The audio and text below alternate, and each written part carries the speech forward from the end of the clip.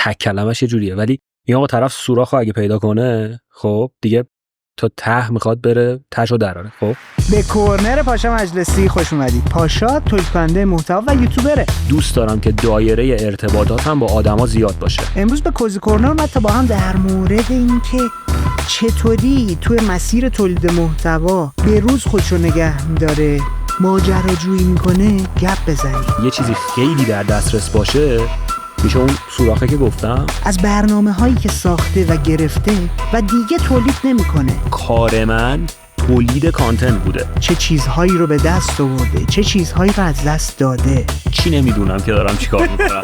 من از تأثیر تولید کننده محتوا بودن، دیده شدن بر زندگیش چی بوده با هم صحبت کرد. ببین من احساس می‌کنم نسبت به 2 سال پیش آدم با اعتماد به نفس تریم. اگر فکر میکنید این موضوعات میتونه براتون جذاب و جالب باشه، با من و پاشا مجلسی همراه باشید.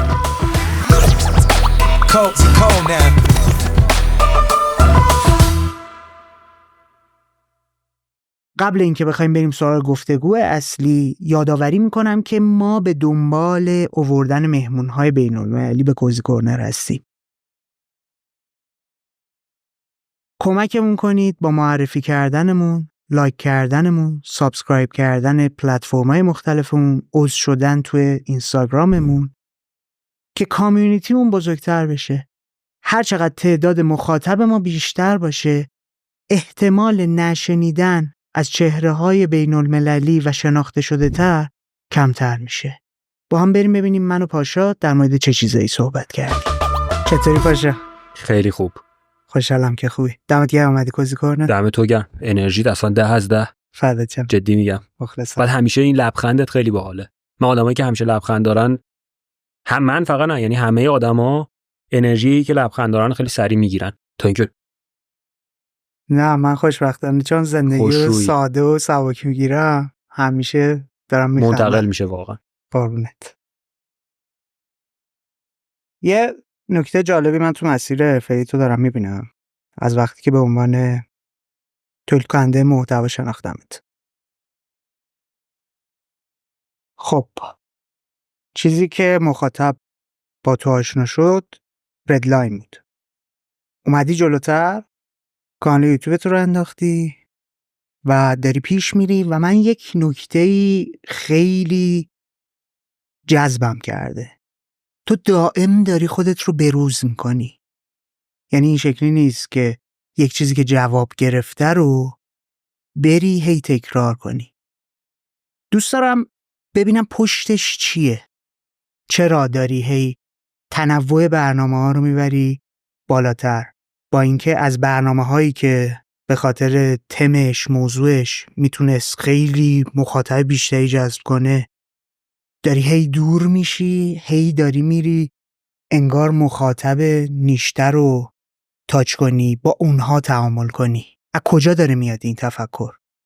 ببین یوتیوب ما حالا اسمشو گذاشتیم تک کلمش یه جوریه، ولی این آقا طرف سوراخو اگه پیدا کنه خب دیگه تا ته میخواد بره تهشو دراره. خب من میگم دوست دارم که تنوع کارهایی که میکنم زیاد باشه که یک حوصله‌ام سر نره، چون من اگه اصلا تو فرض کن ویوشم داره میاد، خب وقتی قراره حوصله‌ام سر بره دیگه میشه مثل یه کار، میشه مثل ربات میشی، انگار هی من اوکی این باحال بود ورژن 2 ورژن 3 یکیش اینه.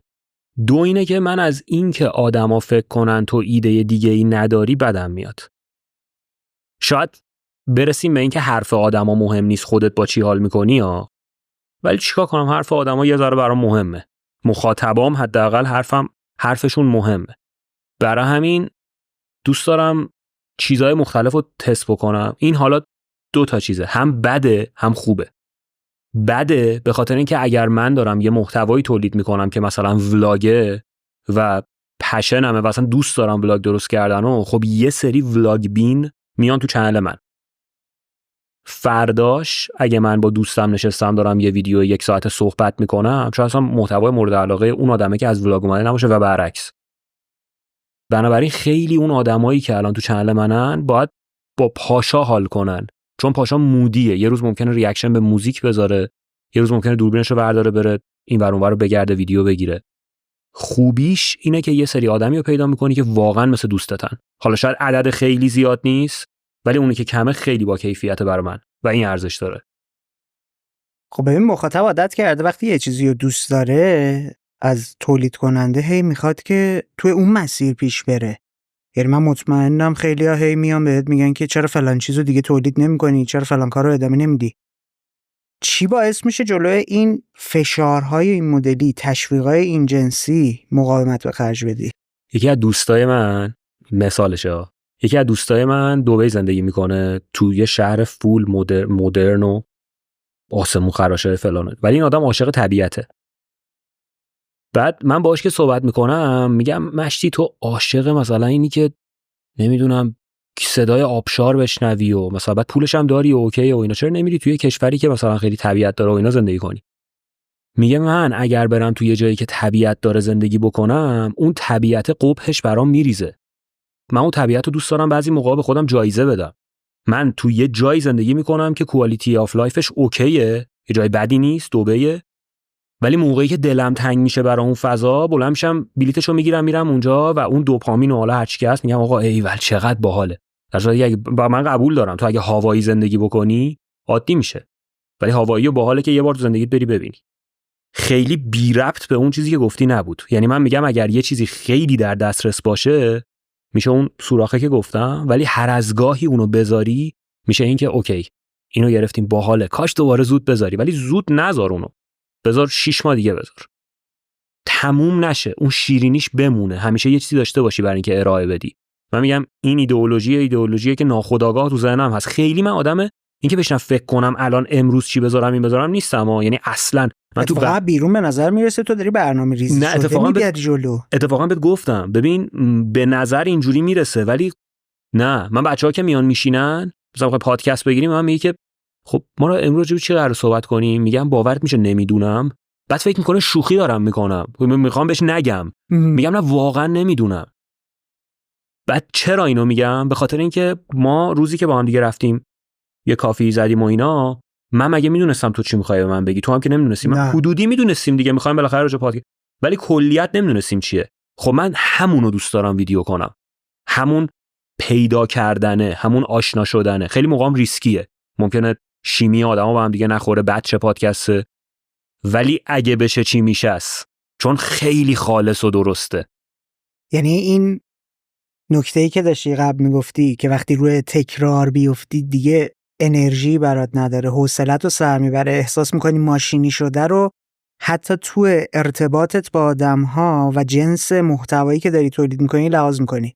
میخوای در لحظه واقعی ترین حالت ممکن تجربه‌ای که خودت داری به دست میاری و با بقیه به اشتراک بذاری. درست میگم؟ دقیقاً. چرا باید اصلا این مسئلت باشه؟ آیا مثلا شخصیت جوریه که خیلی دوست داره بره توی تجربه هایی که نمیدونه، از نادانسته ها نمیترسه، ماجراجو، مکاشفه دوست داره؟ ارتباط با آدما. من به شدت آدمیم که اتفاقا دوست زیاد دارم، ولی دوست نزدیک واقعا انگشت شماره، ولی دوست دارم که دایره ارتباطاتم با آدما زیاد باشه. حالا یه سری ها اسمشو میذارن سیاست، شاید بسن بگن تو آدم با سیاستی هستی، یه سری ها میگن آقا چقدر فلکسیبل و باحاله که مثلا با دوتا آدمی که هیچ کاراکتری از. من میگم ببین من دوست دارم حرف بزنم و دوست دارم حرف بشنوم. خب به خاطر همینه اصلا من دوست دارم پادکست درست کنم، به خاطر همینه که از 11 روزی که تهران بودم 9 روزش با 9 نفر مختلف راجع به 9 تا موضوع مختلف ویدیو گرفتم. این از این میاد که من دوست دارم همنشین بشم با آدما و به عنوان یک یوتیوبر که یه تریبونی داره، حالا هرچند اندک یا زیاد، همونو عیناً منتقل کنه به مخاطب بدون هیچ چیله پیله‌ای. و این واقعی بودنه رو مخاطب دوست داره دیگه، چون حس میشه. یعنی من نمیام هی تاکید کنم بگم ببین این واقعیه ها ما اینو چی، ولی اون انرژی حس میشه. هم میگن آقا چرا ما احساس کردیم. من بیشترین کامنتی که میگیرم اینه که ما احساس کردیم پیش تو نشستیم و این برای من مهمه. میدونی؟ خب خیلی جالبه. اون وقت این ارتباط با آدم‌های متنوع چه چیزی برای شخص خودت داره؟ چه چیزی بهت اضافه میکنه؟ ارتباط داشتن با آدما همیشه قرار نیست چیزی بهت اضافه کنه. خب ولی تو طول زندگیت تو هرچی تجربه بیشتر از آدما یعنی شنیده باشی و تجربه‌هاشون رو دونسته باشی، انگار به اون حافظه، انگار به اون چجوری بگم، انگار پشت ذهنت یه سری تصویرها هست. خب مثلا وقتی من با یکی صحبت میکنم، تجربه مثلا پادکستی که با مثلا فرزاد داشتیم که اجرای وایرال ترین پادکست شد توی حالا اینستاگرام و اینا، تجربه اون تصادف وحشتناک قاعدتا خیلی چیزا، اون پادکست مسیر زندگی منو عوض کرد. اینو تو خود اون پادکست گفتم، بیرونش گفتم، کسایی که منو دنبال میکنن میدونن اینو. من اگه الان میام 6 ماه لب به مشروب نمیزنم، ساعت 5 صبح بلند میشم میرم بغل دریاچه میدوام، نمیدونم من همیشه ورزش میکردم ولی انقدر دیسیپلین و انقدر این که تو روی یه دونه هدفی که داری تمرکز بکنی، از یه پادکست با یه آدمی که نمیشناختم شروع شد و این آدم شد یکی از نزدیکترین دوستان. اینا میشه دلیل اون. حالا اون پادکسته که اگه بخوای مالی بهش نگاه کنی، اون پادکسته که درآمدی داشته، درآمد رفته، تمام شده رفته، یعنی اصلا مالی همیشه نیست چیزا که بگی به خاطر دایرش اینه. نه اصلا من ذهنیتم مثل این مدل نیست. نه بعضیا ولی دو تا 4 تا پولی حساب میکنی. چرا؟ چون دارم میگم اگه می‌خواستی پول بیشتر در بیاری باید می‌رفتی اون چیزی که جواب گرفته بودی و کارخونه ماشینی سازی و روون سازی و تون پشت هم تولید می‌کردی. آره. ولی هی داری میری به جای اینکه بخوای انگیزه بخش باشی، الهام بخش باشی، دوست داری خود آدم‌ها با دیدنش هر کی انتخاب کرد الهام بگیره، انگیزه رو بگیره. آدما گوششون پر از نصیحت. خب نصیحت اصلا یه نگاه از بالا به پایینه. حتی اگه تو 80 سالت هم باشه که کوهی از تجربه‌ای، بیای جلوی من بشینی نصیحت کنی منو، سخت پذیرفتن. میفهمم داره راست میگه، میفهمم 10 تا پیرهن بیشتر از من پاره کرده، ولی همه همینیم دیگه. من مثلا الان 31 سالمه. خب الان مثلا با یه مثلا پسر مثلا 15 ساله صحبت میکنم، میبینم داره چی کار میکنه، میبینم فکر میکنه بقیه نمیفهمن داره چی کار میکنه، چون جلو چشمه 15 سالگیم 16 سالگیم. ولی میگم کاش بدونی مثلا چه. ولی میگم خب نه، اون تو اون سنه باید همه اونا رو تجربه کنه تا بعد تو 30 سالگی باز دوباره همین لوپ تکرار بشه که من تو 15 سالگی فلان بود. تاش همینه دیگه. هیچ وقت اون تأثیر رو تا خودت نگیری آدما نمیتونن عین اونو بگن. برای همینه پدر مادرها همیشه موشون سفید میشه از دست بچه‌هاشون، چون دلشون میخواد به زور، حالا نه به زور، یه چیزیو میگن آقا من باباتم مامانتم دلم برات میسوزه این کارو نکن، ولی خب ماهیت اون بچه اینه که بره تجربه کنه به اون برسه. هر چقدرم بگی هر چقدرم فلان کنه اون نمیگیره، مثلا توی دنیای دیگه است، خودش باید بره جلو. آره یه نکته جالبی توی صحبتت بود که نظرم جلب کرد. من همیشه در مورد آدم‌ها، خودمون، اطرافیانو میگیم کی فکر میکنه بلده؟ تو چند بار پاشا 31 ساله بودی زندگیش کردی که بدون چه کاری رو باید انجام داد؟ حالا چه برسه به این که مثلا به من حسین تو بخوای یه پیشنهادی بدی، چند بار جای حسین زندگی کردی؟ ما یه اینو به نظرم تو ذهنمون نگه داریم کمک میکنه برای اینکه هم خطاهای همدیگر رو راحت تر بپذیریم، هم فرصت تجربه کردن به خودمون بدیم. قبول دارم. چیزی که من دارم از تو میبینم اینه که توی این فرایندی که در موردش گپ زدیم ایده هات رو هی پولیش میکنی، هی بالا پایین میکنی. اول از همه به من بگو این ایده ها از کجا میاد سراغت؟ چی میشه که میگی از یک جایی به بعد من به جای اینکه بخوام مثلا کانتنت ریاکشنی این مدلی تولید کنم، دوست دارم برم با آدم ها بشینم صحبت کنم؟ چی میشه رایدن تاکو را میندازی، میشینی تو ماشین تو مسیری که میخوای طی کنی به یه جایی بری، میگی که بذار اقلن اینجا یه خروجی ازش در بیاد، در مورد یه موضوعی گفتگو کنه. اینا پشتش چیه؟ رایدن تاکو که گفتی، رایدن تاک مثال نقض حرفیه که خودت زدی ها، میدونستی؟ یعنی مثال نقض حرف منه در واقع. رایدن تاکو من بار اول که گرفتم و برای کسایی که مخاطب یعنی چنلتن نمیدونن اینو، من یه بار تو ماشین نشستم، یه موزیکی بود از گروه He and His Friends که خیلی من دوستشون دارم به اسم بستنی کیم. بعد کانسپت این موزیک دقیقاً بستنی کیم بود، یه نمادی از گذشته و چیزایی که قبلا خیلی شوق و ذوق داشتیم براش و انگار الان دیگه یه ذره سنمون رفته بالاتر و همین چند روز پیش یکی از دوستان میگفتن اصلا بستنی زمستونی چقدر باحال بود، میدونی چیزی که نوستالژیه، میدونی یخ مکو. نمیدونم زمان شما کیم دوقلو بود یا نه؟ کیم دوقلو هم بود، آره. نسکافه مثلا چی بود، کاله بود، چی بود اون، یا مثلا میشکوندی چیزو. خب اون ایده موزیک این بود.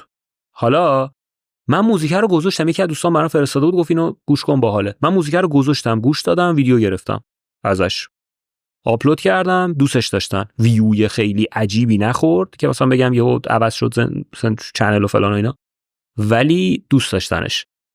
بعد گفتم من تو ماشین میرم دور میزنم موزیک گوش میدم باحاله، بذار سری بعد موزیک گوش ندم، چون شاید اینجوری همه فکر میکنن که من هر سری که تو ماشین میشینم باید موزیک گوش کنم، نمیخوام اونجوری باشه. بعدم خب دوست داشتن رایدنتا گوشم برای موقعی که مودم، چون من واقعا همینم، من به نظرم که برای خودم اینجوریه که من میرم تو شهر دور میزنم آروم میشم با موزیک یا حتی پادکست یا اصلا سکوت، فقط رانندگی واقعا منو آروم میکنه. گفتم بذار اینو ویدیو کنم. بعد هی ویدیو کردم، خیلیاشو دوست داشتن، خیلیاش ویو معمولی داشت و اینا. اون مثلا شد رایدنتاک. یه چیز دیگه ای که گفتی مثلا صحبت کردم با آدما، من از این که چنلم بخواد شخص محور و مهمون محور بره جلو خوشم نمی اومد. چون مثلا اول که چنل رو درست کردم یه پلیلیستی درست کردم به اسم دیگه چی که بچه‌ها می اومدن، رپر بود، یوتیوبر بود، همون مسیر ردلاین بود، منتها نه اونقدر ردلاین، یه ذره صافتر، آره یه ذره آرومتر بود. بعد مثلا توی یه اپیزود با چند تا از یوتیوبرها و مثلا رپرها اینا آماده بود که ویدیو رو بگیرم، یهو اینجوری دندقه بیفتم پاشد الان این اشتباه کاری که داری میکنی. چرا؟ به خاطر اینکه تو داری یه ویو خیلی زیادی میگیری که ویو یه عدد فیکی داره تو مغز تو آماده میکنه. ببین اگه من فردا با علی دایی عکس بذارم توی اینستاگرامم خب و مثلا 500,000 تا لایک بخوره، خب من فکر میکنم 500,000 تا عکس من لایک خورده، در صورتی که این فیکه. عکس من یه عکس علی دایی با یه آدم 500,000 تا لایک خورده و فرداش اگه من یه عکسی بذارم که 2,000 تا لایک بخوره، من مغزی نابود میشم. میدونی چی میگم؟ یوتیوب من این من گفتم خب پاشا چقدر ویوها باحاله، این اومد ویوشا. اون پاشا حواسش نبود که تو اگه فردا یه ویدیو تنها بذاری بازم همینقدر آدم نگات میکنن. نه، پس تو باید بیای برند شخصی خودتو، هر چی که هست، شخصیت خودتو به مخاطبت نشون بدی. حالا خوب نام درست غلط زشت فلان هر چی که هست، مخاطب با تو مسیر رو طی کنه. حالا اگه مهمونم آوردی دیگه اون موقع میپذیرتت که یه آدمیه که ما چنلشو دنبال میکنیم، حالا امروز هم با این ویدیو گرفته. ولی اینکه کلا منتظر باشن که خب این بیاد، خب اون بیاد، خب من چی؟ میدونی؟ به این فکر میکردی که دنبال افتادن توی اون توهمه یه وقت نری. آخه توهم واقعا. ببین تو الان من دیدم مثلا یه آرتیستی یا یه میگم حالا خواننده، اینفلوئنسری، یه چیزی میاد با یه آدمی که اصلا نمیدونیم کیه، یه اینترویویی میکنه. الان یه دونه عیناً تو ذهنم ولی حالا اسم نمیخوام بگم، که خیلی وایرال میشه، همه جا راجع به اون مصاحبه صحبت میشه، ولی هر جا میخوان اسم ببرن میگن دیدی که به مصاحبه گر چی گفت. اصلا اون مصاحبه گره اینه مثلا یه گلدون رو میزه، خب یه آبجکت توی اون داستان. خب من نمیخواستم اون آبجکت باشم، یعنی هم تو ذهن آدما بمونه که خب این که هر کیو جاش میذاشتیم مهم اینه که اون آدمه که اون ورش. و من از این فرار کردم و خیلی طول کشید. من اصلا فوبیا اینو داشتم که آدم معروف بیارم تو چنلم، یعنی همه میخواستن و همه هم از پیشینه ردلاین دیده بودن، هم خود اون برنامه رو دیدن، اینجوریه که وا تو که داشتی همه رو میآوردی ولی مثلا چی شدی؟ و گفتم خب تا غلط قلوت هم رفتم، مثلا اون 6 7 ماه کلا یعنی گربه‌ای که سیبیلشو شیده بودن. الان خب برام یه سوال تازه ایجاد شد. این به خاطر تجربه قبلی، اون ترکیدن ردلاین تو اون ابتدای پندمیک لاکداون بود، این ذهنیت رو شکل داد، یا اون زمان تجربهش نکرده بودی و بعد که ردلاین و تولیدش رو متوقف کردید یه اتفاقی افتاد برات، یه تجربه ای شد؟ ببین نه، یعنی کلن چیز از بیرون من اصلا چیزی احساس نکردم. شاید اگه مثلا بخوای یه اسکنی کنی از مغز من، شاید بگی اصلا توهم ذهنیته، اصلا خبری نه، واسه کسی همچی فکری نمی‌کرد. ولی به نظر من این واقعیته. یعنی تو اگر قرار باشه فقط آدم شناخته شده بیاری تو چنلت، مخاطبا فقط چی میگن، عادت میکنن به دیدن یه آدم معروف و کسی که ایمپرشن داره. اوکی، حالا تو پولت هم در میاری، ویوت هم میگیری، ولی خب تو تا کی میخوای این کارو بکنی؟ میدونی؟ و اینکه تو گزیده شده آدما رو بیاری و آدمایی رو بیاری که انرژیشون به تو میخوره. ببین انرژی، تجربه من ثابت کرد، من الان معروف ترین آدم ایرانی رو بیارم انرژیش به من نخوره، ویدیو خوبی نمیشه. شاید من پول در بیارم، خب پولم تموم میشه دیگه. مثلا ویدیوی ما که مثلا آمریکایی‌ها یهو مثلا با یه ویدیو زندگی ما عوض نمیشه، یا 11 میلیون ویو بخوره که خب تهش میخواد مثلا 100,000 تا 200,000 تا ویو بخوره. خب اون پول تموم میشه، ویدیو میمونه و یه ویدیو بد انرژی، یعنی انرژی که سینک نیست، دو نفر آدمی که شوخی‌های همدیگر نمیفهمن، فقط صرفاً معروفه یه نفر.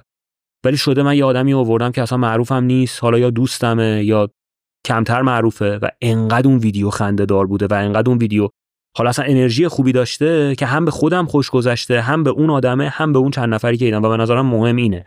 حالا یه چیزی رو بهش مستقیم اشاره نکردی ولی فکر می‌کنم تو ناخودآگاهت اینم تاثیر داره.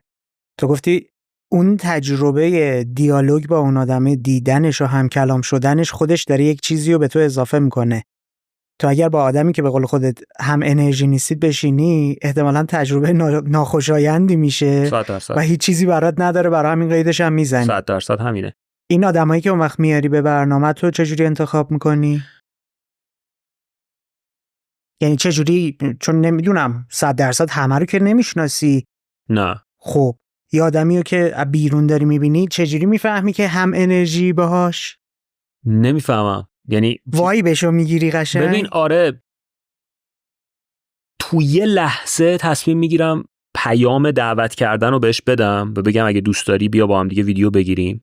بعد حالا عمرم حالا لطف دارم واقعا میان و ویدیو هم باحال میشه. و الان یه جوری شده که مثلا موقعی که برنامه تموم میشه، موقعی که با خودشون صحبت میکنم، حالا اونایی که یه ذره من قدیم تر میشناسن میگن تو قشنگ تغییر کردی، تو الان دیگه داری دایرکشن میدی به خودت، شاید نفهمی و واقعا هم نمیفهمم.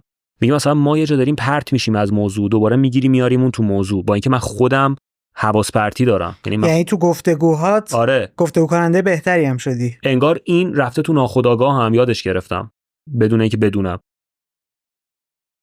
انرژی که گفتی انگار ساخته انگار من خودمو میبرم تو زمین بازی اون آدما و مثل اون آدما میشم تا جایی که بتونم. یه موقع اصلا نمیتونی، یعنی قفله. خب یعنی هیچ جور اصلا منافذ همه بسته، اصلا انرژی رد نمیشه، گیر کرده یه جا.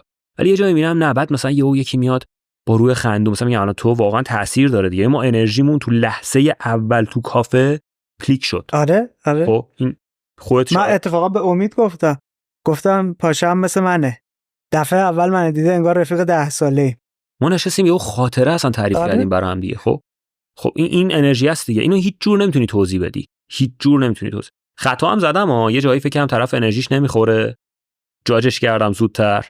بعد مثلا تو دراز مدت فهمیدم او بابا حالا اون روز طرف یه خبر بدی شنیده بوده، یا همیشه که آدم مودشون خوب نی. ممکنه توی روز درستی تو لحظه درستی آدما رو ببینی. جواب سوالتو دادم؟ آره جواب سوالامو گرفتم. درسم در برم. نه درم بری اشکال نداره. بیا برگردیم به اول پندمی، موقعی که ردلاین رو استارت زدید. آره. چه تجربه‌ای برای تو بود؟ چون فکر می‌کنم قبلش فعالیت رسانه‌ای، فعالیت جدی توی شبکه اجتماعی نداشتی دیگه. نه 1000 نفر فالوور داشتم، دوستان بودن و بوم توی 3-4 ماه شد 300,000 تا. نه خیلی زیاد گفتی. نه ویوهای یوتیوب اگه بگی آره ویدیو. نه یوتیوب نمیگم، اول ردلاین رو دارم میگم که توی اینستاگرام یهویی ترکید. آره ما با یعنی 2 پیج بودیم، پیج من و کامبیز بود، لایو با پیج کامبیز میذاشتیم، بعد تیزر برنامه و اینا رو اون موقع کلابریشن هم نبود، یا من میذاشتم یا کامبیز، درست یادم نیست. بعد دیگه خب معلوم بود دیگه تو وقتی یه ویدیویی میذاری که 2 نفر توی تصویرن، بالاخره اگه بخوان میگردن پیدا میکنن، حالا اگه با پیج خودت هم نباشه.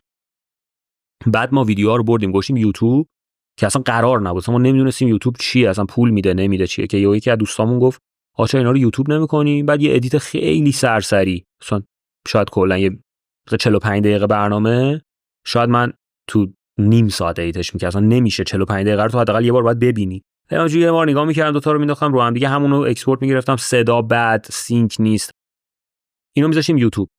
و داریم یعنی اونی که 300,000 شاید از یوتیوب میاد که گفتی، چون ویدیوهای اول یوتیوب ما نمیدونم 400,000 هم داریم یا نه، ولی چند تا 300,000 فکر کنم داریم تو ردلاین. ولی نه، پیج من، پیجی که باش لایو میذاشیم، پیج کامبیز که شد فکر کنم 200 خورده هزار تا، پیج منم فکر کنم تا 70-80,000 تا رفت. ولی خب از 1000 تا، یعنی از صفر یهو شد 80,000 تا. تو چه بازه زمانی؟ 3 ماه شاید، یه همچین چیزی. ولی 80,000 نفر اکتیو دیگه، میدونی، یعنی آدمی که همین الان اومده تو پیجت میخواد ببینه چیکار داری میکنی. خب منم نمیدونستم چیکار میخوام بکنم. خب یعنی خیلی شرایط گنگی بود. بعد یادت بهت گفتم اصلا ردلاین فلسفه درست شدنش اون آخر زمانیش بود. دوتا آدمی که رد دادن، اصلا بپرس بره بابا، اصلا معلوم نیست فردا چی میشیم و اینا. که قبلش من بگم برای کسایی که نمیدونن ردلاین چی بود، ردلاین یه تاک شوی بود از جنس هارد تاک توی دوران لاکداون که هممون نمیدونستیم زنده ازش بیرون خواهیم اومد یا نه، و سوالات آخر زمانی پرسیده میشد. هیچ چیزی میپرسی دیگه. آره من الان دیگه نمیشم سوالا. ولی من استاد فیلم سازیم، حالا اصلا من میبینه نه، همین شهاب رضویان واقعا هم دوستش دارم و همیشه یعنی کمک کرده بود بهم تو اون دوران. یه بار بهم یه دونه دایرکت داد، دایرکتش قشنگ یادمه. خب منو فکر کن یه آدمیه که مدرسه مثلا فیلمسازی داره با خفنای سینما، مثلا استاد جلسه میذاره، یه دوره مدیر پردیس کوروش بود. آفرین دقیقاً. خب فکر کن این آدم، من اونجا بودم، منو دیده، ایدهایی که داشتم و دیده، یه پسر مثلا یه نمه انتلکت مثلا سر تایم میاد مشقاشو انجام میده، تصویراشو میگیره میاد اونجا دیده.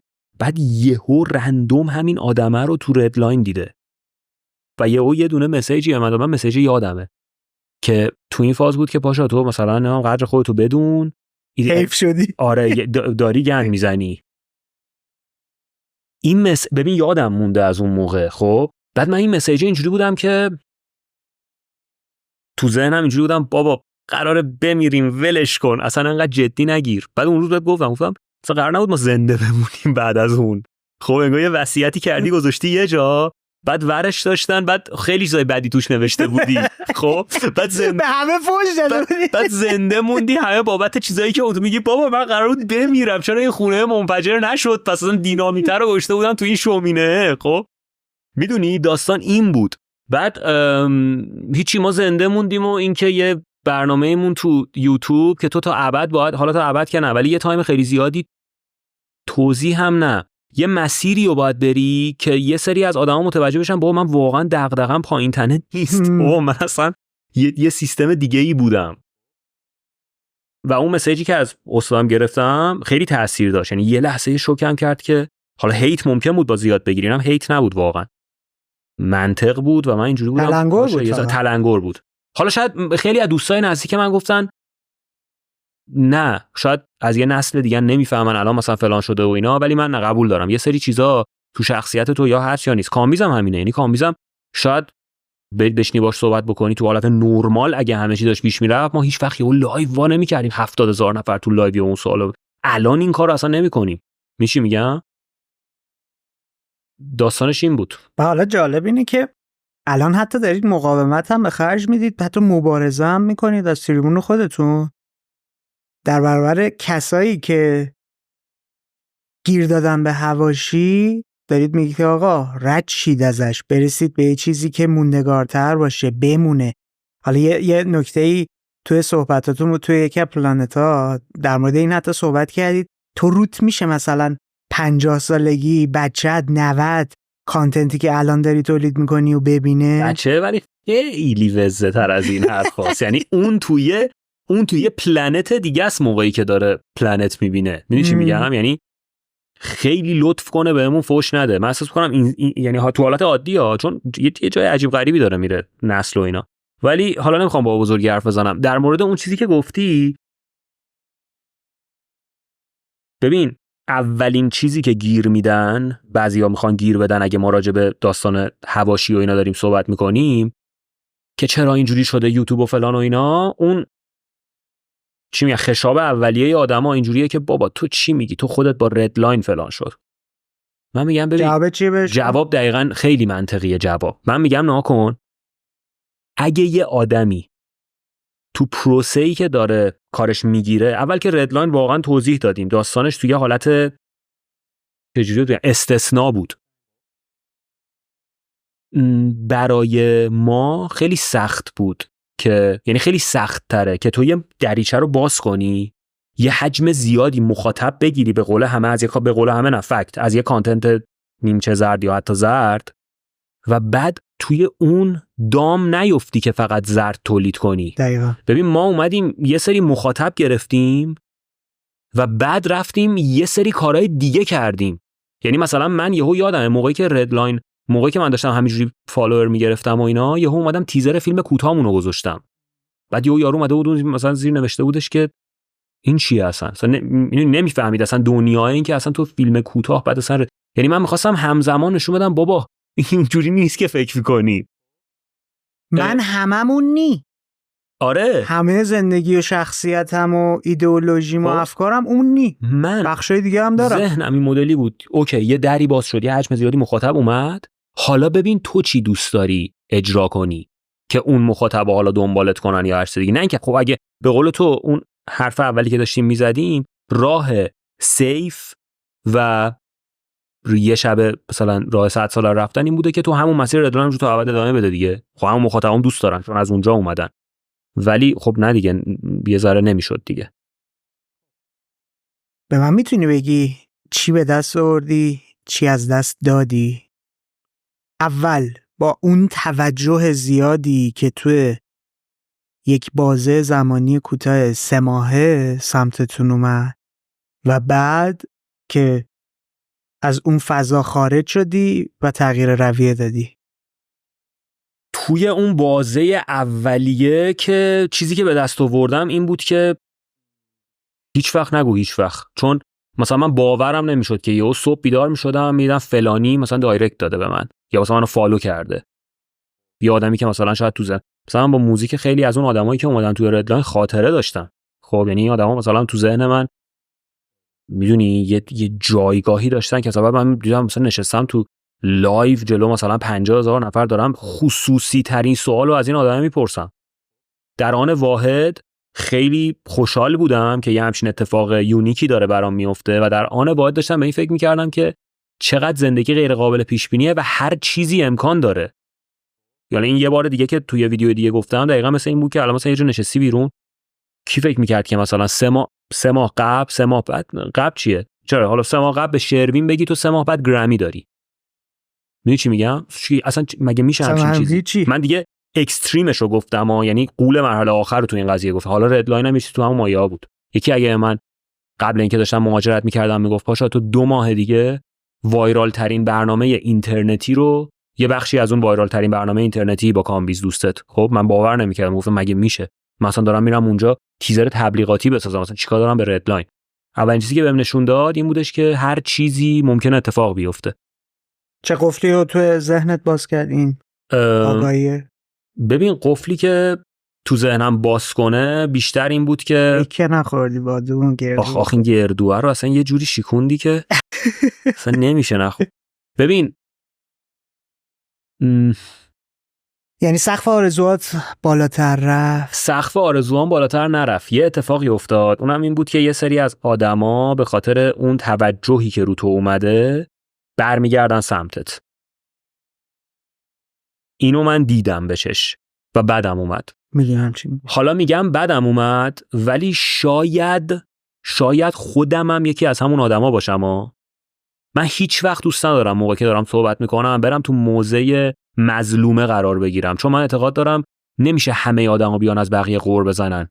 ما خودمونم خیلی موقع‌ها آدم بد قصه یکی دیگه ایم. خب متأ خب نمیگیم چون چیز افتخار داری نیستش. خب من میگم عجب مثلا پدر سوخته‌ای هستی که تو این کار. شاید هستم، شاید منم یه بار شده از یکی مثلا، ولی من اینو دیدم خیلی زیاد توی بازی که مثلا میگم یادم نمیره مثلا یه پیجی یه دوستی بود، من قبل ردلاین یه دونه پیجی داشتم به اسم پله که چالشای کوتاه مدت یه جورایی چی رو بگم، مثلا آدمای مختلف می اومدن، هر کی برای خودش یک هدف تعریف میکرد که من تا 1 ماه آینده میخوام فلان، میخوام با سنتور فلان موزیکو بزنم، یه نفر. من میخوام 5 کیلو کم کنم، یه نفر. من میخوام بدوم، من میخوام نقاشی هرچی رندوم. من میومدم توی سیستمی اینا رو هماهنگ میکردم، جدول بندی مثل عین چمپیونز لیگ بود، یعنی قشنگ گروه A، گروه 2، بعد امتیاز میگرفتن توی این پیج. یه چیزی بود که همین الان اگه اپلیکیشنش رو راه بندازی مطمئناً میترکه. من اومدم اینو انداختم بدون هیچ چشم مادی. من یعنی همینجوری حال میکردم، بیکار بودم تو اون تایم، داشتم به این میرسیدم.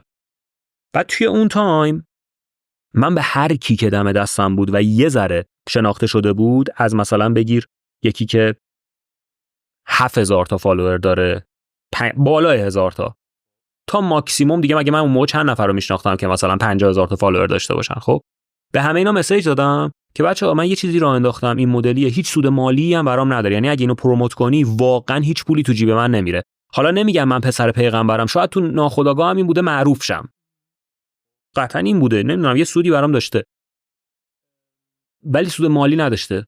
ببین خیلی آدمی اومده هدف گذاری می‌کرده، بعد تو مانیتورشون می‌کردی تو یک بازه زمانی ببینی. من اون پیجه بودم و ببین خیلی جدی جایزه میدی، یعنی میرفتم جام شیشه‌ای داشت، هک میشد اسمشون روش. برای سیزن سومش ما چیز گرفتیم، اختتامیه و جایی که جام رو تقدیم میکنیم تو کافه گرفتیم. یه کافه بود تو خیابون هفته تیرینا بود، اونجا گرفتیم. ایونت بود، بچه‌ها اومدن پرچم داستان آویزون کرده بودیم. مثلا یه چیزی بود که همین الان من میترسم برم تو دل یه همچین ماجرایی.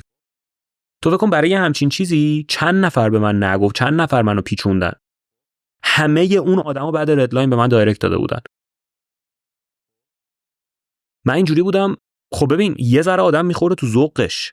میگم شاید منم برعکسش باشم، ولی من خیلی اینو دیدم تو اون بازه و اینجوری بودم که خب خیلی خیلی دیگه یه جوریم. این اون چیزی بود که خیلی به چشم اومد. وقتی که مسیر رو عوض کردی چه تجربه‌ای شد برات؟ یه سری از اون آدم قطع ارتباط کردن؟ توی یه ویدیویی با یکی از دوستام که همین چند روز پیش اومد، حالت این که خیلی بدتر از اون فکرام پخش میشه، گفتم چرا باز دوباره خودمو میارم تو همونا، جدا نیستم.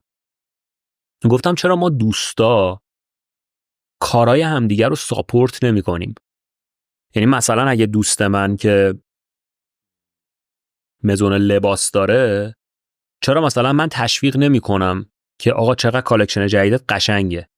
یا چرا وقتی من یه ویدیو جدید میذارم از دوستام هیچ وقت فیدبک نمیگیرم؟ یعنی هیچ وقت حالا دروغه، خیلی موقع شده بیان بگن، ولی به طور کلی نمیان بگم پاشا دمت گرم عجب ویدیویی بود، مثلا برق اثرم پرید. من نمیدونم تا چقدر میتونم جرا راحت حرف بزن. آره خب آره من مثلا میگم اینو من از دوستام نمیگیرم.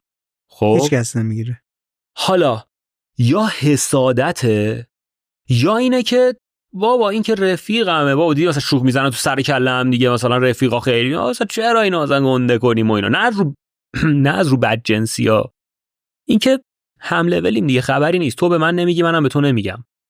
حالا من یه جوری دیگه میبینمش. من برای خودم دسته‌بندی که دارم 3 گروه میشن آدما: هوراکش، کسایی که میبینن روشون اونور میکنن، کسایی که میبینن و میخوان بزنن تو رو از ریشه بندازن زمین. نکته عجیب ماجرا اینه که تجربه این 38 سال زندگی من، هوراکشا دورترن، اونایی که روشون میکنن و کمتر نزدیکن، و اونایی که عموماً میزنن زیر پات دوستای نزدیکتن.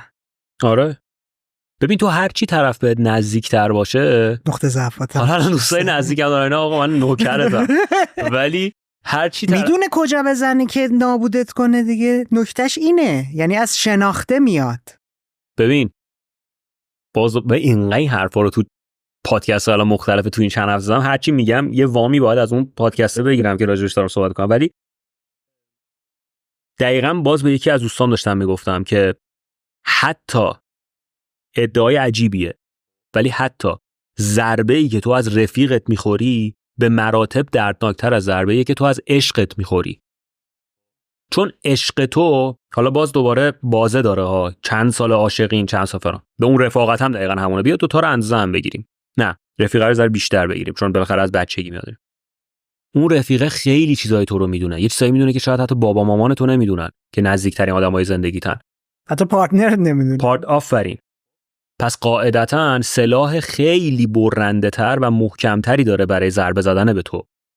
میدونی چی میگم؟ ولی عشق یه تهش یه ضربه عشقی بهت میزنه. تو عاشق دوستت نیستی، اونم عاشق تو نیست، ولی اون ضربه‌ای که اون میزنه اینجوری که اصلا نمیفهمی چی شد. و این خیلی خطرناکه. یعنی بعد نمیتونی، خب تو نمیتونی بگی او اگه اینجوریه من دوست نداشته باشم. خب من آدم رفیق بازیم و یکی از بیشترین لذت‌های زندگیم اینه که هر کاری میخوام بکنم دوستام توش باشن. برخلاف این که با تنهایی من حال میکنم ولی دوست ندارم اگه مثلا یه جایی داریم میریم، یه کاری داریم میکنیم، سری دوست دارم زنگ بزنم، تلفن رو بردارم به 3-4 نفر بگم آقا همه با هم اینو بریم تجربه کنیم. من مسافرت تنهایی دوست ندارم برم. دوست دارم اون لحظه رو با یکی دیگه تجربه کنم. ولی خب فکر کن همون موقع داری به یه همچین فکتی هم فکر میکنی. اون دیده شدن یهویی ترسی ایجاد نکرد تو؟ چرا؟ ترس از قضاوت و اینا، ولی اولش بود. بعد چه اتفاقی افتاد؟ من میترسیدم هیت شم. همیشه توی حاشیه امنی نشسته بودم که اینو نگم. مثلا ویدیو داشت ادیت میشد، میگفتم نکنه من این حرف اینو تایید کردم، مثلا بگن حالا اونو به اون مثلا فوش بدن، بعد به منم فوش بدن بگم تو برای چی اونو بعد خیلی موقع کات میکردم، خیلی موقع کارایی میکردم که تو سیف زون باشم، نه اینکه آدم یعنی کاراکترمو عوض کنم. دیدی میگن هیچی نگی سیفه دیگه. آره اصلا هیچ کاری نکنی سیف ترین حالت دیگه. یه گوشه نشستی. آره. میخواستم اون باشم. یعنی تو اگه کنشگر باشی، اون کنشه بالاخره برای بعضیا یه واکنشی داره. حالا یه سری خوششون میاد، یه سری‌ها میگن آقا. من تا همین چند ماه پیش حتی اینجوری بودم. خب یعنی قضیه تا موقعی شد که من خواستم اینستاگرامو برای خودم جدی کنم. و به خاطر یه سری از کانتنت هایی که تو اینستاگرام گذاشتم و به خاطر یه سری حرفایی که ما خیلی جدی و بدون ترس تو پلنت زدیم، هیت خیلی زیاد شد. خیلی موقع حالا طرف میاد به ظاهرت مثلا یه چیزی میگه، یکی میاد مثلا به ایدئولوژیت یکی یه چیزی میگه. خب به این نتیجه رسیدم ببین تو اگه همه آدما یس من باشن دورت و هر کاری تو میکنی بگی آقا دمت گرم باحال بود، همون آدما فقط میمونن. نمیشه تو ببین مثلا تو اینجا وایسادی، یه سری آدم دور تو هم دارن تو رو نگاه میکنن، یا همینا فقط دارن بهت کامنت مثبت میدن، یا اگه قراره دوست داری بزرگتر بشه کامیونیتیت و آدمای بیشتری بیان، خب اون حجم بیشتر رو وقتی داری میگیری نمیشه همه اون حجم زیادتر مثل اینا یس من باشن که لابلای اونا یه سری آدمن که با تو حال نمیکنن به هر دلیلی. یا میگم مثلا میتونه ظاهری ها رو اصلا با ظاهر من حال نمیکنه دیگه. حالا اینکه حق داره حال نکنه یا نه با ظاهر یکی اون اصلا یه چیز دیگه است، حال نمیکنه. به همت هم نمیریزه این هیتایی که میاد؟ میریخت. الان نه. یه دلیلم داره. یعنی حق بهشون دادی؟ من یه بار تو پلنت گفتم اینو. گفتم من شاید این حرفم خیلی آخه یه جوریه. گفتم من شاید به اونی که از اکسپلور اینستاگرام میاد منو نگاه میکنه و به هم یه فوشی میده شاید بهش حق میدم. یه ذره یه جوری انگار داره آدما رو تشویق میکنه با هر کی حال نمی‌کنی برو فوش بده.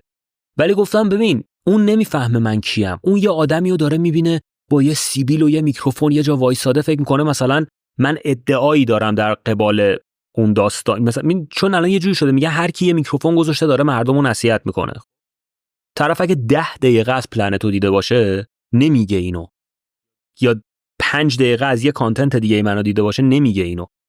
من میگم آقا من خودم خواستم این 30 ثانیه رو ببینه چون میخواستم پروموت کنم پس آروم بشین هیت تو بگیر. اگه میخواستی فقط اون آدمایی که هدف تو ان ببینن باید وای میستادی یه گوشه بدون کنش، یه جا اینجوری وای میستادی که همه بیان بگن آقا دمت گرم پلنت هم هر کی پیدا کرد ببینه. من اینو گوشم تو ویترین دیگه، گوشی تو ویترین که 2 میلیون نفر، نمیشه 2 میلیون نفر قربون صدقه من برن که. پس فوش اینجا جایز بود که بخورم، چون چی میگن خودت کردی که لعنت بر خودت باد. ولی نکته جالبی داری بهش اشاره میکنی، ما هم یادمون میره مثلا کسایی که خودشون رو به قول تو در ویترین قرار میدن. حالا من اصطلاح خودم اینه که در تیررس قرار میدن، چون دیده شدن داری از همه جا دیده میشی دیگه، ممکنه تیرم بخوری. ذات این کاره. لزوما نباید همه آدما بیان ازت تعریف کنن، گل و بلبل باشه. آره. باحالیش هم به نظر من ها. یعنی حتی خود من توی کوزی کورنر از چیزایی که فیدبک گرفتم خیلی وقتا کمکم کرده گفتگو کننده بهتری بشم. متوجه شدم فلان کار من رو مخ مخاطب داره میره. پس بیشتر کرد. نه. اگر واقعا جا داشته تعدیلش کردم. الان بزرگترین ترست چیه؟ اگه اون زمان چنلم بپره. نه واقعا نه. ببین من اینستاگرامم که داستان شد و سوشال مدیا نبودم و اینا، همش میگفتم که اینستا دوباره برگشت. نه برنگشت. درست کردم منتها یعنی توقیف که شد کلا رفت. ببین رفت که من به خاطر اون داستان تموم شد. یعنی یه تعهدی بود که داده شد و قبول کردیم که آقا داستان چی بود و اینا، ولی پیج ببین پیج از اینا نیست که زده باشه توقیف شده. پیج مثلا پسوردش انگار توی یه کشویه که هیچکی نمیدونه اصلا کجاست. فهمی چی شد؟ یعنی هم به همین مسخرگی یعنی یوزر پسورد تو رو گرفت عوض کردن توقیف کردن الان گم کردن. آره یه جوره. یعنی من نمیدونم باید برم از کی بگیرم اونو. فهمیدی چی شد؟ چون اگر فتا بود چی میگم فتا بود. ببین یه همچین داستانی بود. ما هم خیلی سعی کردیم کانکت بشیم و فلان و اینا، منتها اصلا نمیدونم رفت. بعد منم راستشو بخوای آدم خیلی پیگیر، شاید اگه خیلی پیگیر میشدم برمیگشت. گفتم ولش کن، یوتیوب هست دیگه. ولی این خیلی بده که من نقطه ضعفم الان اونم نباید باشه. آقا اومدیم و فردا چنل من ترکید، چیکار کنیم؟ گریه کنیم؟ ترکید چیکار میکنی؟ یه دونه دیگه بزنم دیگه. بعد از 2 روز گریه کردم روی کانتنت ولی میمونی هنوز. آره آخه ببین من الان کار دیگه جدا از تجربه زیسته چی داره بهت اضافه میکنه؟ ببین بیا واقع بین باشیم. خب من تو 4 سال گذشته چیزی غیر از کانتنت درست کردن یاد گرفتم؟ من نمیدونم. خب نه قاعدتا اینه دیگه. یعنی بابا این همه با آدمای مختلف تجربه‌های عجیب غریب داشتم. خب ولی یعنی کار من تولید کانتنت بوده، مگر اینکه تصمیم بگیرم ریسک کنم. حالا یا لج دارم میکنم یا دلم شکسته یا هر چی، اصلا کاری به اون لیبل نداریم. یا آقا ول کن یوتیوبو، برو همون مزون لباس بزن. خب اوکی یه سری از کارا نسبتاً سیفه. چرا؟ به خاطر اینکه مثلا من میگم آقا اون بچه‌هایی که یوتیوب منو داشتن دنبال میکردن تا یه حدودی احتمالاً میان از اون پروداکت، حالا یا مرج منه یا لباسه یا هر چی از ساپورت میکنن. ولی بازم کاری نیست که من براش زاده شده باشم. حالا هم زاده شده باشم هم بهت گفتم ببین من 11 روز اینجام، 9 روز همه دوستای من شاهدن من خواب و خوراک ندارم، فقط دارم ویدیو درست میکنم. آدما هم مثل ماها تجربه نکردن بدونن یه ویدیو 1 ساعته چقدر انرژی داره میگیره، چقدر زمان میبره. خب این میشه پشن، این میشه اون چیزی که انگیزه توه. من تو هیچ چیز دیگه اینو نمیتونم پیدا کنم، دروغم نمیتونم به خودم بگم. میگم الا سینما.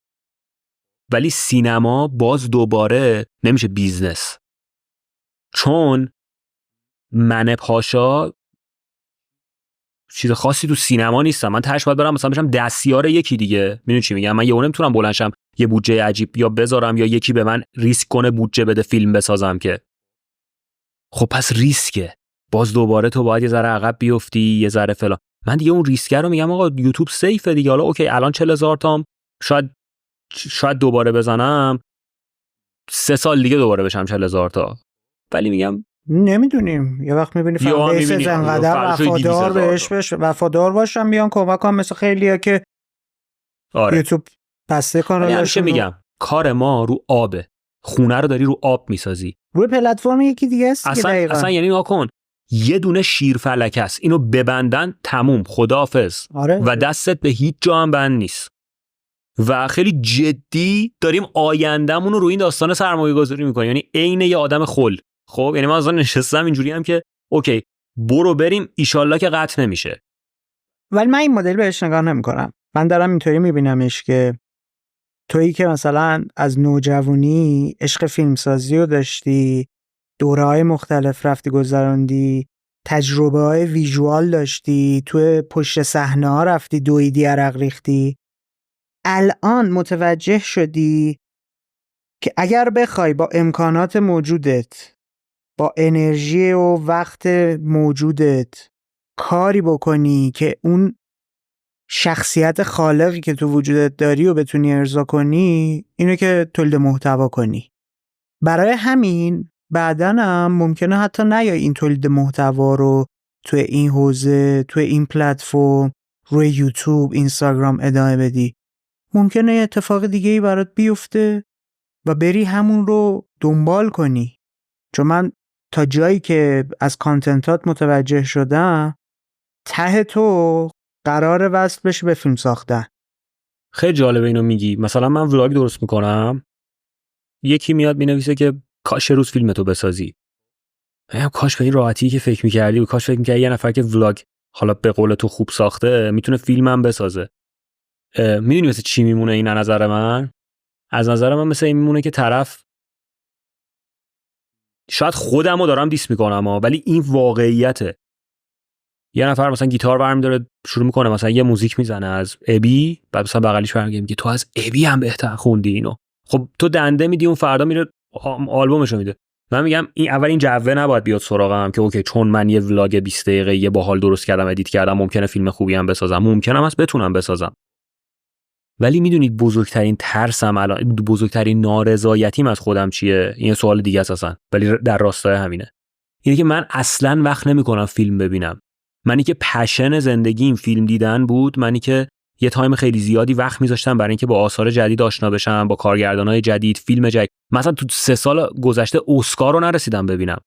خب یه چیزی که از چمپیونز لیگ برای من تو فوتبال مهمتر بوده و این خیلی تلخه، چون تو ناخودآگاه وارد یه فضای دیگه‌ای شدی که دیگه الان من شاید بدونم فلان یوتیوبر چقدر سابسکرایبر داره ولی ندونم فلان فیلم اسکار گرفته یا نه.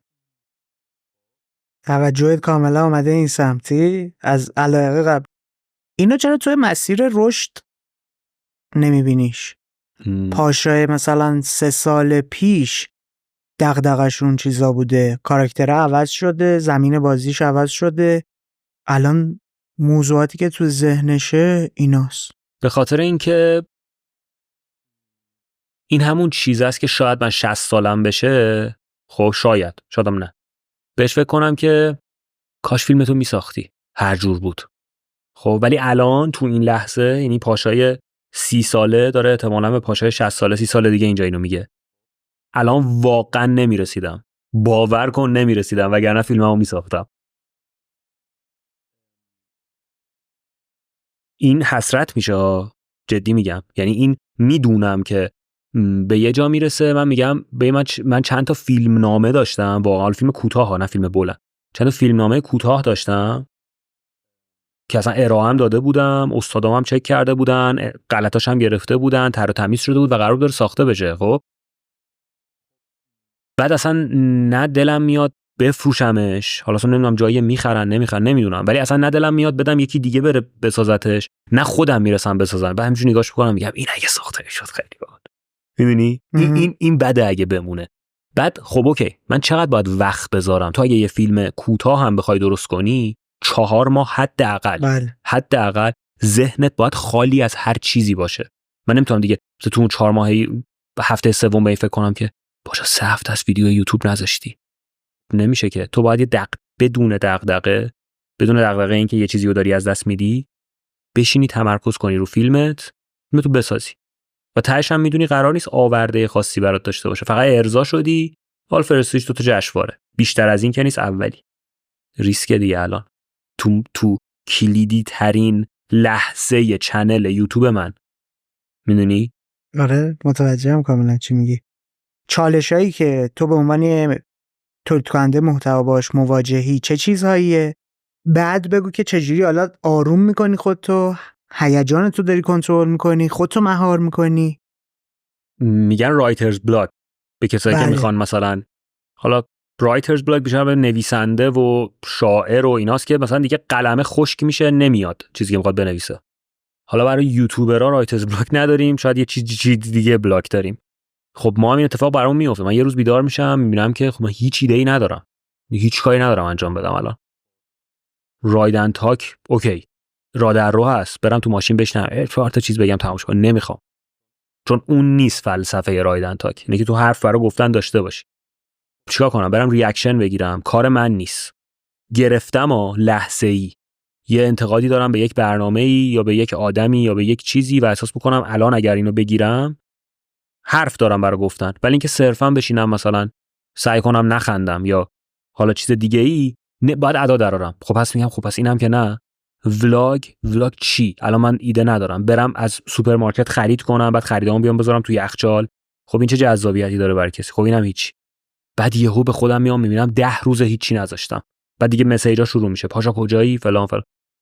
این اتفاق خیلی طبیعیه که بیفته. تنها چیزی که تو حداقل 2 سال گذشته منو از این قضیه نجات داده که حداقل 2 هفته یه بار دارمش پلنته. چون یه چیزیه که ما روی دیسیپلینی که یعنی دیسیپلین رو برای ما داشته، این که 1 هفته در میون چنل منو کامبیز باید یه دونه پلنت داشته باشه. دیگه حالا دیگه قشنگ اینجوریه که از دید یوتیوب اینجوریه که دیگه خودت میدونی به من این هفته یه پلنت برسون. حالا تو فکر کن من بارها شده ما اصلا شاید اصلا حوصله نداشتیم، یعنی واقعا حوصله نداشتیم پلنت بگیریم، ولی اینه یه بچه‌ای که باید نمیتونی بگی حوصله بچه‌مو ندارم که خب باید بری باش بازی کنی. حالا اینو واقعا میتونم با پوکر سگم مقایسه کنم. خیلی موقع شده مثلا یه جا نشستم، خب یهو انرژیش میزنه بالا، توپشو میاره بالا، من کلی ادیت دارم، پدرم داره در میاد، توپشو میاره پیش من، 2 تا اینجوری میکنه، منم اینجوریام با پوکر الان حوصله ندارم. بعد یهو میاد میپره بغلم توپ، میگم آقا خب دیگه الان باید با این بازی کنی، این دیگه الان نمیفهمه. پلنت یه همچین داستانی. این باعث شد ما رو خط یوتیوب بمونیم. من یعنی حداقل احتمالاً کامبیزم این بوده، چون اونم میدم بعضی موقع ویدیو اصلا نداره ولی به پلنت میرسه، دیسیپلینه هست و اینا.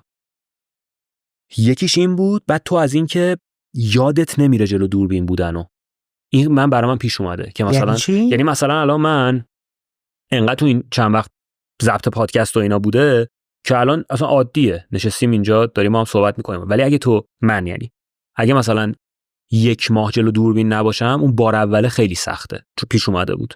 دوربینو که روشن کردم، من اینو هر سری تجربه دارم، اصلا فاصله هم نیفته. نه من ندارم. صبح ضبط دارم، بعد از ظهرم ضبط دارم، اونو دارم. نه یعنی تو ترس از دوربین داری؟ ترس از دوربین نیستش، مضطربم 3 دقیقه اول بذار تصحیح کنم، انقدر اشتیاق دارم براش 3 دقیقه اول کاملا صدام داره میلرزه، ضربان قلبم بالاست، بعد یهویی شل میشه. نه من ندارم، ولی مثلا میگم اون دوره یادم مثلا یه ویدیو رو بعد یه مدت گذاشتم که توضیح بدم چرا نبودم و اینا، اصلا یکی دیگه میرم ویدیو رو نگاه کنم فوشش اینجوری، بعد میگم خب اوکی میفهمم خشک بودی، خودت نبودی.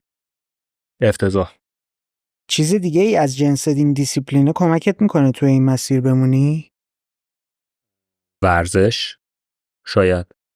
این ورزش کمک میکنه که توی مسیر کانتنت ساختن بمونی؟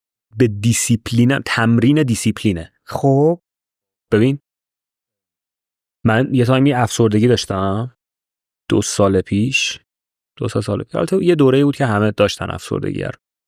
من با ورزش کمک کردم خودمو. بعد ورزش دقیقاً باعث میشه که تو اول یه تغییری تو خودت داری احساس میکنی، یعنی حالا بدنت داره عوض میشه یا اصلا عوضم نمیشه، یه روتینی بهت میده. اون دیسیپلینه که مثلا من میدونم ساعت 10 صبح باید برم باشگاه تا ساعت مثلا 1 که تموم بشه، احتمالاً میام بعدمو خوردم، بعد ساعت 2 باید مثلا غذامو بخورم. این عین دومینوه دیگه. خب وقتی تا اینجا رو چیدی، بقیه روزت هم باید بچینی دیگه. یه جایی از اون روز میشه ویدیوت تا برسه دوباره روز بعدی و لوپت همینجوری ادامه پیدا کنه. عین پازل اینجوری بهت بگم، یعنی تو میای یه روزی که 24 ساعته رو تیکه تیکه یه سری چیزا اینجوری میگیری میذاری توش، بعد یهو میبینی اون وسط یه جای خالی داره. خب اینو با چی پر کنم؟ اتاق فکرش کنم، کوزی کورنرش کنم. میدونی داری چی کار میکنی یا نه؟ این یکی از تمرینای عادت سازیه. نه من ببین من هیچی نمیدونم که دارم چی کار میکنم. من از ادیتی هم که انجام میدم بهت گفتم، منم و یه لپتاپ با 4 تا انگشت. خب یعنی اصلا من نه ادیتور یوتیوب دارم نه هیچی، خودم نشستم اونجا اولد سکول قدیمی، مثلا همه میگن پدرجان. حالا پدرجان یه بخشش به خاطر شاید یه سری مایندستای موده، یه سریش هم واقعا به خاطر حواس پرتیمه. یعنی این خدا رو شکر الان چیزی از من نمیخواستی بیارم چون واقعا جا گذاشته بودم تا الان. کلا دنبال چی از این کانتنت تولید کردنه؟ اون سری هم اینو پرسیدی فکر کنم، یه چیزی شبیه این پرسیدی فکر کنم، گفتم ببین خیلی شعاری آخه جوابش. ببین سوالی که پرسیدی یه ذره جواب شعاری میطلبه، بذار همینو بگم. من دوست دارم یه چیز با کیفیت بمونه. باز نمیگم دوست دارم اثر بذارم فلان و اینا، نه، دوست دارم اگر من الان توی این فضای یوتیوب یا اینستاگرام یا هر جا دارم فعالیت میکنم کیفیت سرلوحه کارم باشه. چرا؟ به خاطر اینکه کیفیت ریپلی ولیو بهت میده. یعنی مثلا تو اگه یه چیز با کوالیتی بذاری سال بعد هم میان اونو دوباره نگاه میکنن. و اگه یه چیز بی کیفیت شاید یه بار یارو بر بدبختی که شده خوش بکشونه مثلا نگاه کنه دیگه نره سراغش. من اولین چیزش هم خودخواهی میگم ببین من اگر ولاگ مورد علاقمه و ولاگ درست میکنم چون دوست دارم یک برش از خاطرم به بهترین کیفیت ثبت کنم که بعداً بتونم خاطرمو رو تلویزیون 1080 ببینم، حالا بعضی موقع 4K. این خودخواهیمه و خودخواهیه باعث میشه که کوالیتی اون داستان بیشتر باشه. خیلی موقع‌ها شده من مثلا نشستم تنها تو خونه، مثلا یه ولاگ خودمو که مثلا مال 2 سال پیش رو گذاشتم دیدم و گفتم ایول ایراد توش پیدا میکنم و 100% توی عوض میشه، ولی میگم آقا ارزشش رو داشت. مثلا پدرت در اومد سر این که اینو بگیری. جواب سوالت میشه این که میخوای خودت یه چیزی باقی بذاری. آره و اون کیفیتش مهمه، چیز با کیفیت بمونه. تاثیرگذاریش میره تو لایه‌های خیلی پایین‌ترش. من هیچ وقت ادعای تاثیرگذاری واقعا نمی‌کنم چون اصلا اعتقاد دارم تصور کن این کیفیت رو ایجاد کردی، چی بهت داره اضافه میکنه؟ رضایت از خود، حس رضایت از خود به نظر من مهمه. پشت رضایت چیه؟ یعنی وقتی راضی باشی از خودت، ببین تو یعنی احساس میکنی انسان بهتری هستی. من احساس میکنم نسبت به معنا میکنی. ببین من احساس میکنم نسبت به 2 سال پیش آدم با اعتماد به نفس تریم و این اعتماد به نفسه قاعدتاً یا داره از کار من میاد یا داره از در واقع بیشتر داره از کار من میاد. چرا؟ چون داری میگیری فیدبکشو. من روزانه دارم فیدبک خیلی زیادی میگیرم که درصد خیلی کمیش منفیه. اون داره یه اعتماد به نفس میده که نباید کاذب باشه. در آن واحد به اینم باید فکر کنی که خیلی هندل کردن این که تو منجلاب خودشیفتگی نری خیلی سخته. بعدیش هم ورزشه. من از در حال حاضر که داریم الان صحبت میکنیم از لحاظ کاری و از لحاظ روتین ورزشی از خودم راضیم. یعنی به احساس میکنم برای خود پاشا الان امروز بهترین ورژن پاشام از لحاظ لایف استایلی ها، نه از لحاظ هیچ چیز دیگه ای. چون به کارش داره میرسه، به تمرینش هم داره میرسه، لایف استایلش هم اونجوری که میخواده. حالا شاید پاشای 6 سال بعد بیاد این پاشا رو نگاه کنه بگه بابا چرا فلان کارو نکردی، بابا باشگاه چی بود اصلا وقت میذاشتی فلان کارو میکردی. مثال یه عکس یا استوری من یادم گذاشته بودی بیفور افتر شروع الان ورزشت 3 ماه بودتر. آره خب همون فکر میکنم کامل داره میتونه. حالا فکر کن اون کانتنت هم کانتنت ورزشیه هم کانتنت یوتیوبته. یعنی اون انرژی که داری از اون کانتنت به خصوص میگیری انگار 2x بقیه است. میدونی چی میگم؟ چون مثلا من وقتی یه مسیج میگیرم که طرف 6 صبح داره مثلا توی نور داره میدوه و میگه که اینو میفرستم برات که عشق کنی، بدونی مثلا پادکست تو با فرزاد من یه انرژی رو گرفتم، خب تموم شد دیگه. این شد اون داستانه، اون حساب مفید بودنه و من اصلا یعنی جایزه‌ای که کنارش داری میگیری به خاطرش. این که اصلا من هیچ حرفی نزدم، هیچ حرفی به تو نزدم که مثلا یه مثال لحظه‌ای بخوام بهت بگم خیلی عجیبه. با ذهنم باهات صحبت کردم. اون ذهنم اینجوری بودم که چراغ رو کاش خاموش کنه، نورش تو چشم میزنه. تو یهو بدون اینکه من بهت بگم بلند شی اون چراغ رو خاموش کنی. چرا؟ چون احساس کردی من زیاد دارم به اون چراغ نگاه میکنم. فقط با نگاه من یا با ذهن خونی خیلی تاثیر بیشتری تو اون لحظه تو ذهن من داره. یا شاید اصلا برگردم بهت بگم من کجا فهمیدی؟ من خیلی رو مخم بودون. این حسه خیلی خفن تره تا من بهت به لفظ بگم میشه لطفاً مثلا چرا؟ آره. بریم سمت جنبندی. بله. مهمترین مسئله‌ای که امروز برای من وجود داشت و دوست داشتم بیای با هم در موردش صحبت کنیم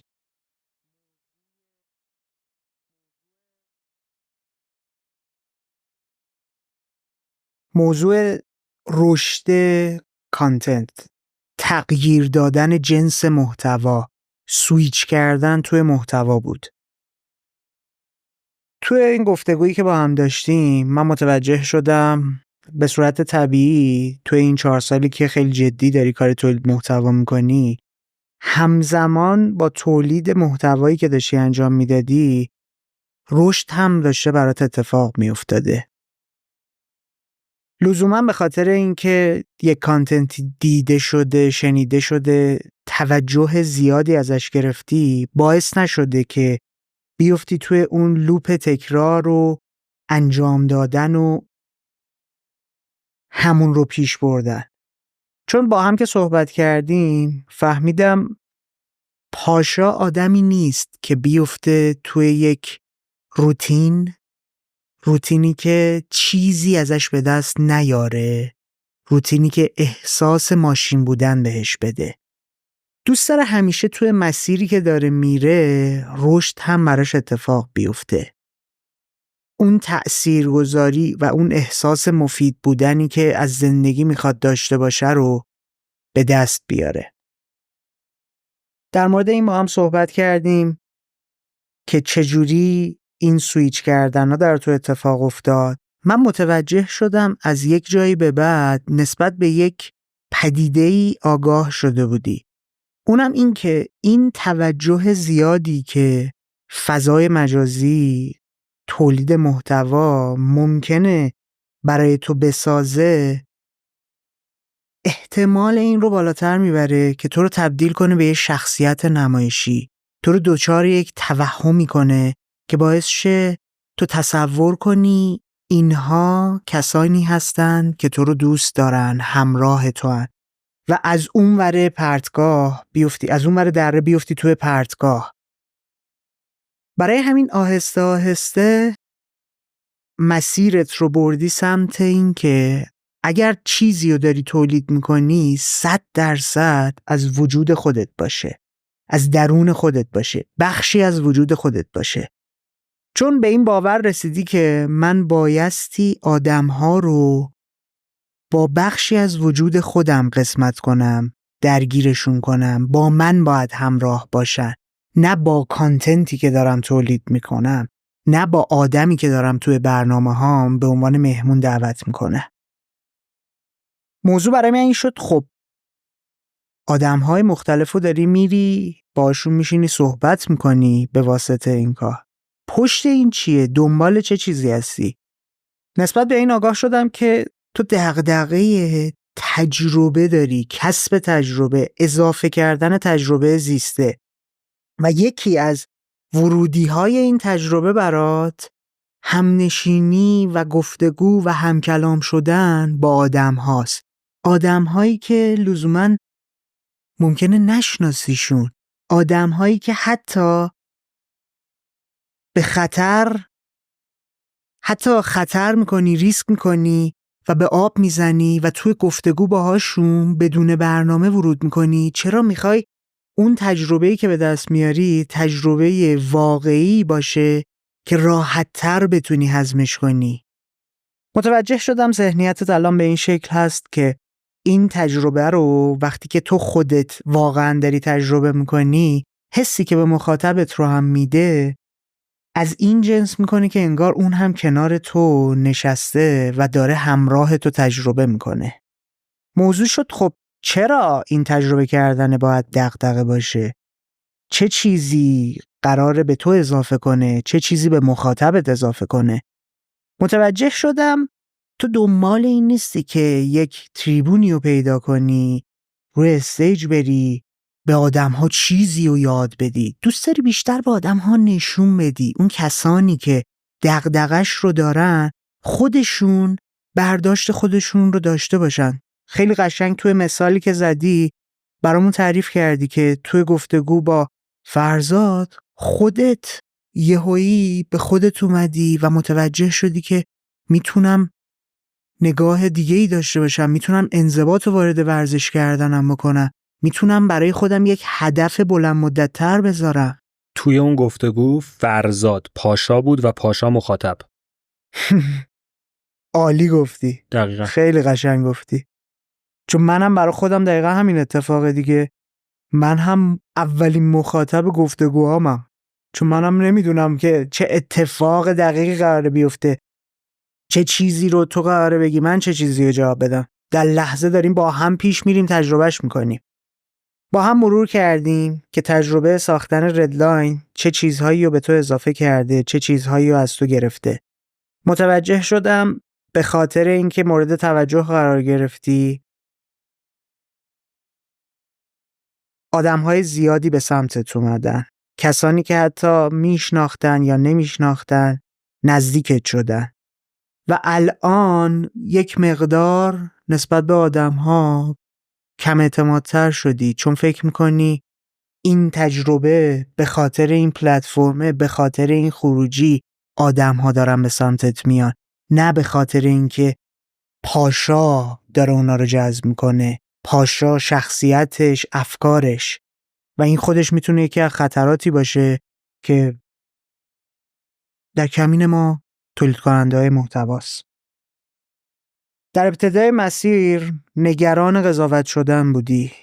ترس این رو داشتی که از سمت آدم ها نفرت بگیری، هیت بگیری، فوش بشنوی.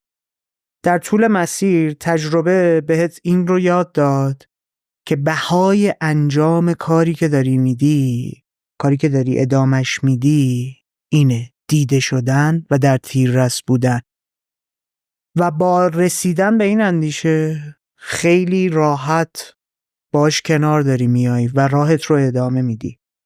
در مورد این ما هم صحبت کردیم که چه چیزی موتور تو رو داره روشن میکنه برای اینکه ایده های جدید بیاری، برای اینکه بری سمت برنامه سازی، برای اینکه برنامه ساختن های خودت رو ادامه بدی. متوجه شدم یکی از ابزارهایی که داره به تو کمک میکنه داشتن دیسیپلینه. وقتی خودت رو نسبت به چیزی که داری تولید میکنی مسئول میدونی، براش در بدترین حالت هم زمان میذاری. توی سبک زندگی خودت داری عادت سازی میکنی برای اینکه حتی بتونی این کار رو ادامه بدی. در مورد این با هم گپ زدیم که کاری که داریم هر دومون انجام میدیم در طرفت العینی ممکنه نابود بشه، اینترنت قطع بشه، یوتیوب ایرانی‌ها رو بند کنه، ولی یک چیزی پشت این وجود داره که داره ما رو هل میده برای انجام دادنش، ادامه دادنش، تجربه کردنش. برای شخص تو تاثیرگذاریه نیست، یک لول عمیق‌تریه که نتیجهش تاثیرگذاری میشه. تو دنبال این هستی که کیفیت زندگی خودت رو ببری بالاتر، کیفیت تجربیاتت رو ببری بالاتر، حتی کیفیت خروجیات رو هم ببری بالاتر. یه مثال جالبی زدی، گفتی که من اگر میتونم یه خاطره‌ای رو ثبت کنم در قالب یه ولاگ، کاری کنم توی اون ثبت کردن که 10 سال دیگه هم حاضر باشم برم مخاطبش باشم و لذت ببرم از تماشاش. اینطوری نباشه که در لحظه یک چیزی رو برای اون اقتصاد توجه، برای اون پول در آوردنه تولید کرده باشم.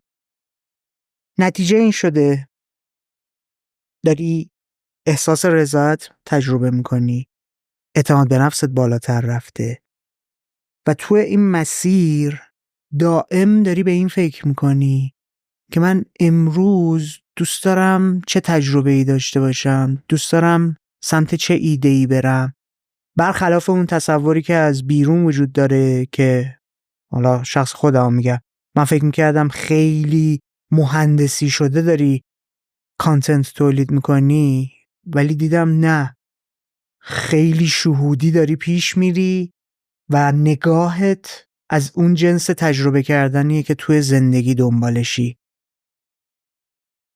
به نظر چیزی جا مونده که ما بخوایم روش نور بپردازیم، نور بندازیم و بهش اشاره کنیم؟ تنها چیزش اینه که آخرش ببین، چون من به یه چیزی اعتقاد دارم، اینم باز مال یه سال اخیره، هیچ کدوم ما برای هیچ کی مهم نیستیم جز خانواده‌مون.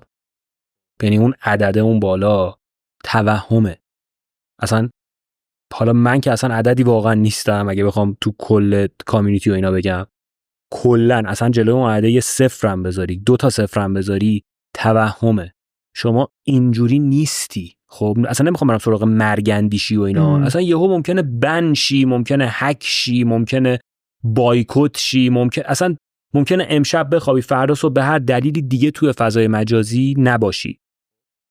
3 روز، اینو من همیشه گفتم، 3 روز تا 1 هفته آدما فکر میکنن کجاست، چی شد، چرا نیست، جاش خالیه. 1 ماه یکی دیگه میاد فراموش به راحتی. خب یعنی این که تو بخوای توهم بگیری کسی خبریه، من الان این ویدیوم اینقدر ویو گرفت، اون الان فالوم کرد، اون بهم دایرکت داد، اون اینو مثلا لحظه است و فقط صرفا داره باد میندازه تو قبقبت بی خودی. خب که تو فکر کنی کسی هستی و یه جایی بهت ثابت میشه، یه جایی خودت تو خلوت خودت میفهمی هیچ خبری نیست، واقعا نیست.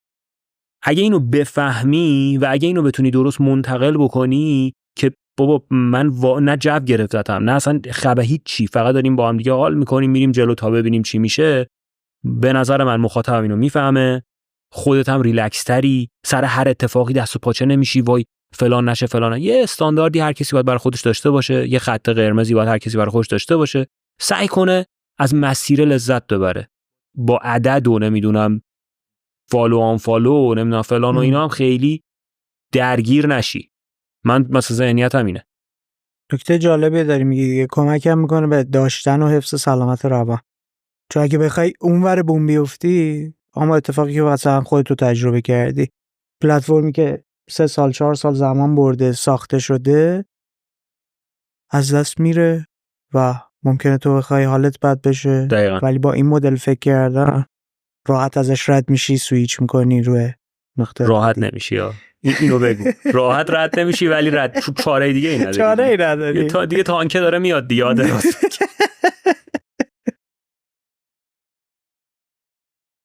2 تا سوال. برو. تو میدونی کوزی کورنرت کجاست؟ خلاق ترین حالت ممکنه چه وقتیه؟ جاشو نگم. توالته؟ هموم. یکی از مهمون داشتیم هم توالت بوده هم هموم. خیلی جالبه. حالا توالت هم شاید نه ببین، هموم آب داغ، خیلی داغ. خب اصلا ببین جکوزی که اصلا ببین دیوونه بازی میکنم برات. اصلا این آب داغ میخوره تو مغزم، جدی میگم. اصلا یهو میرم تو مثلا فلسفه پیدایش نمیدونم انسان و دایناسورا چی شدن و واقعا اینجوریم. خب ولی این که بخوام صرفا فقط جواب سوال تو یه جواب خوشگل بدم و اینا ندارم.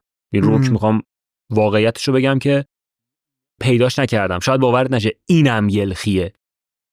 یعنی بعضی موقعا پشت چراغ قرمز مثلا یهو یه تصویری میبینم که باحاله، اون تصویره یه ایده‌ای میده بهم برای ولاگ.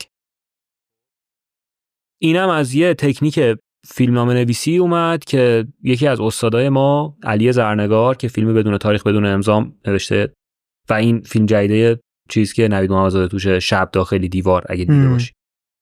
خب خیلی جفت کارگردانم یکی بود دیگه، مال برادران چیز بود دیگه، جلیلوند. آفرین. تکنیک ما یاد این بودش که گوشاتون تیز باشه همه جا، تو مترو، تو اتوبوس. دیالوگا از دل جامعه میاد. حالا چشاتون هم تیز باشه، چون یه سری تصویرات تو ذهنت میمونه. مثلا من اگه میخوام ولاگمو با چیزی شروع بکنم، تو ناخودآگاه هم اون تصویره که چراغ قرمز سبز میشه، ماشین راه میفته هست. بعد از اون دوباره این پازل بعدیش چیده میشه، بعدیش بخوام بگم اینه، بعد گرگو میشه. خب بذار یه دونه به موج دریا هم بزنی که داره روز میشه. همین جوری میره جلو. ولی ایده برای درست کردن ویدیو چیزیه که اصلا نمیتونم الان بهت بگم یه جا نشستم یه دارم فکر میکنم اوکی پس الان این ویدیو یوتیوب رو بگیرم. نه، برای چنل من وجود نداره واقعا. همون شهودی بودن کاملا. تصویره و آب جوش. دوست داری این گفتگو رو به کی تقدیم کنی؟ میتونی به هیچ کس هم تقدیم کنی یا؟ گفتگو رو به کی تقدیم کنیم؟ بعد خانواده دیگه، چون اونا که همیشه هست. به دوستای صمیمیم. چند تا نمیدونم، هر کی که دوست صمیمیمه. عالی. یا بوده. این قشنگ‌تر بوده بالاتر شد. آره. پاشا جون دمت گرم به کوزی کورنر. دمت گرم که دعوت کردی. فدات شم. به من که مزه داد. به من خیلی حال داد. مرسی واقعا. مراقب خودت باش. تموم. و بهتره کنی. فدات شم، مخلصم. دم شما هم گرم که دیدی. همونطور که میبینید این یه کار تیمی و کلی آدم براش زحمت کشیده. ما هدفمون اینه که کوزی کورنر رو بین‌المللی کنیم. من دوست دارم با یوتیوبرهای خارجی هم بشینم و گپ بزنم. در مورد کوزی کورنرشون ماجراجویی کنم. مسیر و فرایند خلاقشون رو پیدا کنم. این اتفاق به کمک شما رقم میخوره.